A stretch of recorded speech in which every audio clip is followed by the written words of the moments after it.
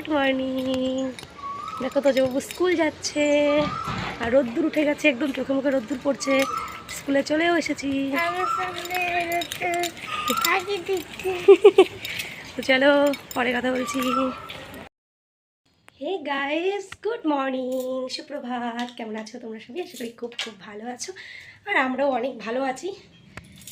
তো সূর্য মামা আমাকে ওয়েলকাম জানিয়ে দিল। তো প্রতিমা ওয়ার্ল্ডে আরেকটি নতুন ব্লগ ভিডিওতে তোমাদেরকে জানিয়ে অনেক অনেক স্বাগত, অনেক অনেক ভালোবাসা। আর দেখতে পাচ্ছ রান্নাঘরের অবস্থাটা খুব খারাপ।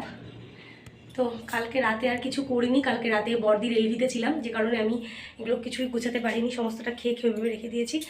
আর ছেলেকে নিয়ে আসাকে দেখো আমি ঠিকঠাক করে বেডশিটটাও ক্লিন করিনি, টেবিল, মানে আমার ঘরের অবস্থা খুবই খারাপ। আর এখন তাই ভাবছি যে আগে ড্রেসটা চেঞ্জ করে ঝটপট সব কাজগুলো করে ফেলতে হবে 10টা 40-এর মধ্যে, কারণ 10টা 40-এ তোজোর ছুটি, ওকে আবার আনতে যেতে হবে। তো চলো তোমার সঙ্গে থাকো, আমি ঝটপটগুলো কাজগুলো করে নিই। তো চলো দেখতে থাকো, সঙ্গে থাকো। তো বন্ধুরা, আমি সমস্ত কাজ বাজ করে নিয়েছি, বাট তোমাদের সঙ্গে আর শেয়ার করিনি, কারণ রোজ রোজ একই কাজ আর কি শেয়ার করব তার জন্য। আর তোমরা এখানে দেখতেই পাচ্ছ তোজবাবু স্কুল থেকে চলে এসছে, আর ওর বাবা যেহেতু সকালবেলা ঘরেই ছিল, তো ওর বাবাই কিন্তু আজকে ওকে স্কুল থেকে নিয়ে এসছে। আর এখন ও চটপট ওর বাবার সঙ্গে কোথায় যাচ্ছে বলো তো? একটু বাজারে যাচ্ছে। খুব বায়না ধরেছে যে বাবার সঙ্গে বাজার যাবে। রোজ রোজ এরকম করে না জানো তো, মাঝে মাঝে খুব বায়না করে। আর ওর বাবাই অভ্যাসটা তৈরি করেছে, কারণ কি রাত করে যখন ওর বাবা ফিরে আসে তখনই রাত 11টা 11:30টার সময় ওকে নিয়ে একটু আইসক্রিম কিনতে যায়। আর শীতের দিনে তো একটু তান্দুরি, চিকেন পকোড়া এসব খাওয়াতে নিয়ে যায়। এতটাই ব্যস্ততা দেখালো বাবা ছেলে মিলে যে ছেলেটাকে আমি হায়ার চপ্পলই দিলাম, ও হায়ার চপ্পল পরেই বাবার সঙ্গে বাজারে চলে যাচ্ছে। ওই দেখো, এত বড় হয়ে গেছে আমার ছেলে যে সাইকেলের পিছনে বাবাকে জড়িয়ে ধরে বাজার চলে যাচ্ছে। চলো এবারে তোমাদেরকে দেখাই বাবা ছেলে মিলে কি কি বাজার করে নিয়ে এসছে। তো প্রথমে বাজারের ব্যাগ থেকে সব কিছু ঢেলে এবার একে একে সব কিছু দেখাবো। দেখতেই পাচ্ছ এখানে একটা 500 আমুলের লিকুইড দুধের প্যাকেট এনেছে, নিয়ে এসছে বাসমতি রাইস, কিছুটা মৌসম্বি এনেছে, বিরিয়ানির মশলা নিয়ে এসেছে, আর এখানে নিয়ে এসেছে দেখো একটা ঘি। এই ঘিটা আমরা ভীষণ ভালো খাই, এটা একদম গাওয়া ঘি। আর নিয়ে এসেছে দেখো সানরাইসের কাশ্মীরি লঙ্কার গুঁড়ো, যেটাতে কালার হয়, আর হলুদের প্যাকেট, আর পেঁয়াজ। আর গরমে স্পেশাল তোমাদের দাদাভাই বাজার গেলে আনবেই, সেটা হচ্ছে নিম পাতা। ও নিম বেগুন খেতে ভীষণ ভালোবাসে, তো তাই নিম পাতা, বেগুন আর পেঁয়াজ নিয়ে এসছে। আর এই যে দেখতে পাচ্ছ এটা ঘানির সর্ষের তেল। তো তারপরে দেখো আমি এখানে রান্না বসিয়ে দিয়েছি। কিছুটা মুসুরির ডাল ভিজিয়ে রেখেছিলাম বড়া করার জন্য। মসুর ডালের বড়া কিন্তু আমার, তোজোর বাবার সব্বার ভীষণ ফেভারিট। আর এখানে কিছুটা মাছ ভাজা আছে, এটা দিয়ে আজকে মাছের ঝাল হবে। আর এখানে দেখো সকালবেলা কটা ছোলা ভিজিয়েছি, কারণ বরমশাই বলল তিনি কাঁচা ছোলা খাবেন, তো তার জন্য এখানে ছোলা ভেজানো হয়েছে। এবারে দেখো এখানে ডিমের পোস্ট ভেজে নিচ্ছি। তোজো বাবু এখনও ব্রেকফাস্ট করেনি, জাস্ট সকালে একটু কেক খেয়েছিল হালকা, তো এখন ওকে আমি ব্রেকফাস্ট দেব। আর ও না ডিম সেদ্ধ একদম ভালোবাসে না, তোমরা যারা রেগুলার আমার ভিডিও দেখো তারা জানো। আর এখানে হচ্ছে তোমাদের দাদাভাইয়ের চা। তো এখানে আমি ডিমের পোস্টটা ভেজে নিয়েছি, ওপর থেকে একটু গোলমরিচের গুঁড়ো আর একটু বিট নুন দিয়ে দিলেই ব্যাস, আমার ছেলে একদম ভক্তি ভরে খেয়ে নেবে। কারণ কি তোমরা যারা রেগুলার আমার ভিডিও দেখো তত জানো ও একদম ডিম সেদ্ধ খেতে পছন্দ করে না, জাস্ট ভালোই বাসে না। আর এখানে আমার বড়মশের জন্য গরম গরম দুধ চা রেডি হয়ে গেছে। তো চলো এবারে ওটা দিয়ে আসি। তো এবারে দেখো ভাত নিয়ে বসে গেছি। এখানে তোজোর আর আমার দুজনার ভাত আছে। তোজোকে স্নান করিয়ে দিয়েছি, কারণ ও সেই স্কুলে টিফিনে একটু কেক নিয়েছিল, তো ওই কেক খেয়ে ফিরে এসে বললো মা ডিমের পোচ খাবো, তাই ওকে একটু জাস্ট ডিমের পোচ দিলাম। তো এবারে স্নান করিয়ে ভাত খাইয়ে দেবো, দেন ও ঘুমিয়ে পড়বে। আর দুপুরের খাওয়া ও সেই ঘুম থেকে উঠে বিকাল 4টের সময় খায়।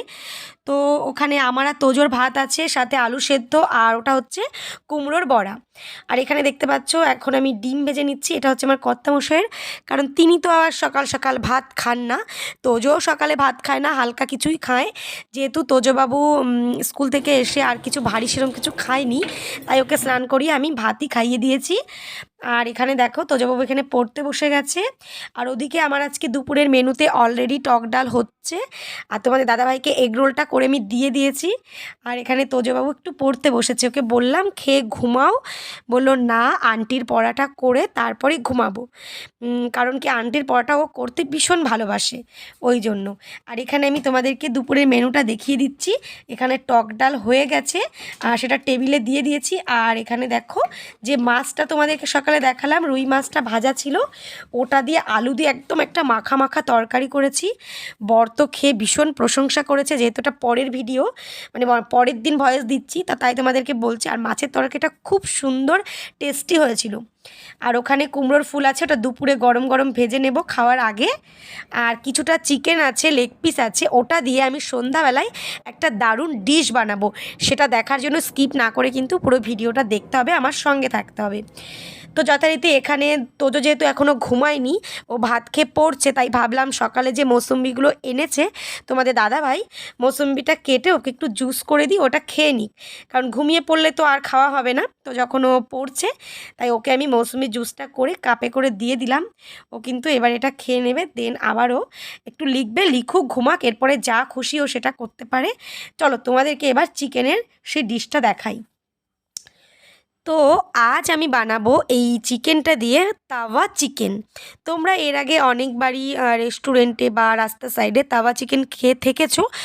সেই তাওয়া চিকেনের পিসগুলো কিন্তু একটু ছোট ছোট হয়, আর একদম অন্য স্টাইলে করে, আর খেতেও অন্যরকম লাগে। কিন্তু আমি আজকে যে তাওয়া চিকেনটা বানাবো, এটা খেতে একদম অন্যরকম, আর বানাবো একদম অন্যরকম, সম্পূর্ণ আমার নিজস্ব পদ্ধতি, কারোর থেকে কপি করা নয়। তো তোমরা যারা এভাবে বানাওনি, একবার এভাবে তাওয়া চিকেন বানিয়ে খেয়ে আমাকে বলবে তোমাদের কেমন লাগলো। তো প্রথমে আমি চিকেনটা একটু লেবু দিয়ে আর লবণ দিয়ে মাখিয়ে নিলাম। তারপরে দিয়ে দিলাম একটু কাশ্মীরি লঙ্কার গুঁড়ো, তারপরে দিয়ে দিলাম একটু আদা আর রসুন বাটা, সাথে দুটো কাঁচা লঙ্কাও বেটে নিয়েছি। তো সমস্ত পেস্টটা আমি মাংসের সঙ্গে খুব ভালো করে মিশিয়ে নেব। আর মাংসগুলোর গাটা আমি একটু ছুরি দিয়ে কেটে কেটে নিয়েছি, যাতে ভেতরেও মশলাগুলো ঢোকে। এই কারণে তোমরাও কিন্তু মাংসের গায়ে, মানে চিকেনের পিসটাতে এরকম কেটে কেটে নেবে, যাতে একটু মশলাগুলো ভেতরে ঢোকে। তো বন্ধুরা, আমি আরও একটু আদা রসুনের পেস্ট দিয়ে দিয়েছি, কারণ ওতে একটু কম হয়ে গেছে। তারপর দিয়ে দিলাম টক দই। টক দইটা না দিলে কিন্তু মাংসটা খেতে নরম লাগবে না। তো টক দইটা দিয়েও কিন্তু আমি ভালো করে মাংসটা মাখিয়ে নিচ্ছি। আর এটা হচ্ছে আমুলের টক দই, এটাই আমি সবসময় রান্নার কাজে ব্যবহার করে থাকি। তো দেখতেই পাচ্ছ টক দই দিয়ে আমি ভালো করে ম্যারিনেট করে নিচ্ছি। ওপর থেকে আরও একটু কাশ্মীরি লঙ্কার গুঁড়ো দিয়ে দিলাম। এবারে এটাকে আমি ফ্রিজে রেখে দেব কম করে 6 থেকে 8 ঘন্টা, মানে এখন দুপুর 2টো মতো বাজে, আর আমি এটাকে সন্ধ্যা 6টার দিকে বানাবো। তো চলো এবারে এটাকে আমি ঝটপট ফ্রিজে রেখে দিই। তোজো তো এটা খেতে ভীষণ ভালোবাসে, তো এই কারণে অ্যাকচুয়ালি বানানো। আর যেহেতু আজ তোজোর বাবা ঘরে থাকবে, এমনিতেই সন্ধ্যাবেলা ও আর ওর বাবা বেরোবে কিছু না কিছু খাবার খেতে সন্ধ্যাবেলা বাইরে, যে কারণে কিন্তু আমি বেশি বানালাম না, জাস্ট 2টো পিসই করলাম। এবারে আমার একটা দিদিভাই অনেক দিন ধরে আমাকে কমেন্টে করছে যে প্রতিমা, তুমি কি করে দই দিয়ে ধনেপাতার চাটনিটা বানাও, সেই রেসিপিটা শেয়ার করবে।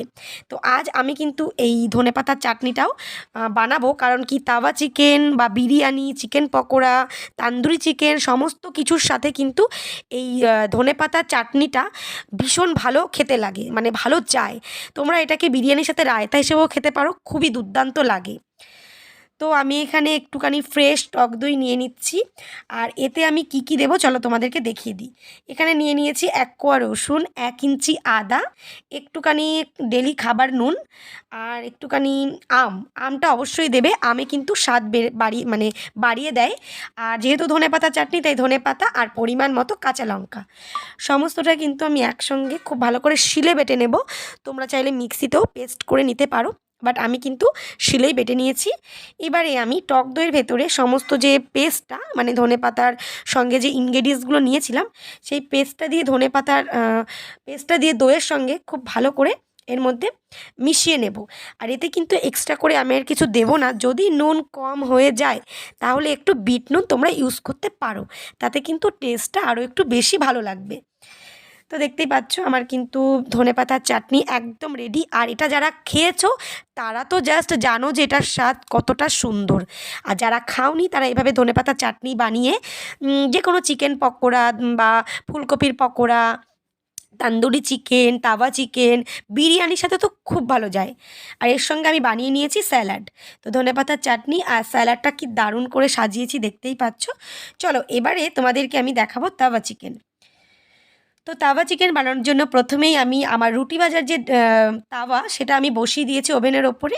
আর একটুখানি রেগুলার সাদা তেল যেটা, সেটা আমি দিয়ে দিলাম ওতে, সয়াবিন তেল যেটাকে তোমরা বলো। এরপরে আমি চিকেনের পিসটাকে উল্টে দেবো, মানে যে পাশটা গ্রেভি আছে সেই পাশটা নিচে দেবো, আর ওপর থেকেও একটু গ্রেভি ভালো করে চিকেনের ওপরে লাগিয়ে দেবো। তো এভাবে আমি এপাশে 10 মিনিট আর ওপাশে 10 মিনিট, মোট 20 মিনিট মতো খুবই সুন্দর করে ফ্রাই করে নেব। তো এবারে উল্টে দেখাই। এই দেখো, দেখেছো কতটা ডিলিশিয়াস দেখতে হয়েছে, আর খেতে তো অসাধারণ লাগে।